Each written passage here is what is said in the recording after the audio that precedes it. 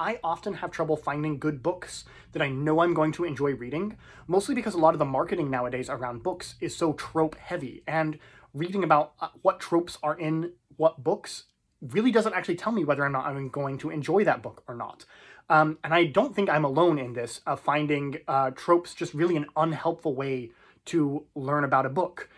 We can give you general vibes. Like I can say that my book series here, the Gwambi Tetralogy, My Father's Land, My Father's Ghost, and My Father's God are like Treasure Island meets the Chronicles of Narnia.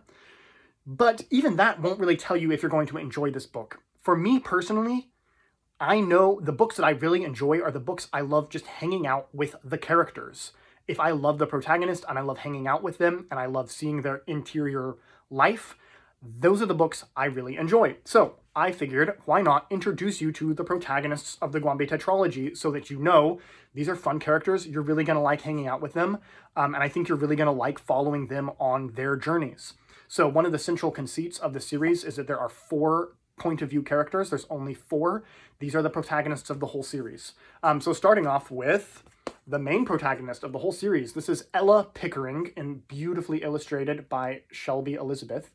So Ella is she is an introverted bookworm. She grew up in this isolated mountain village, and her father left her when she was about 4 because he was going to find this ancient lost city of gold, the Gwambi city. And of course, he died in the attempt. So she has a father-sized hole in her heart, shall we say, and always wants to know more about her father. But her mother has banned her from reading any books about the Gwambi cities because she does not want the same fate to befall her daughter. But Ella gets kidnapped by pirates who believe that subconsciously she actually has information on where to find this lost city. So here we have Ella following in the footsteps of her father. Here's his portrait as she tries to find this city, tries to outsmart the pirates.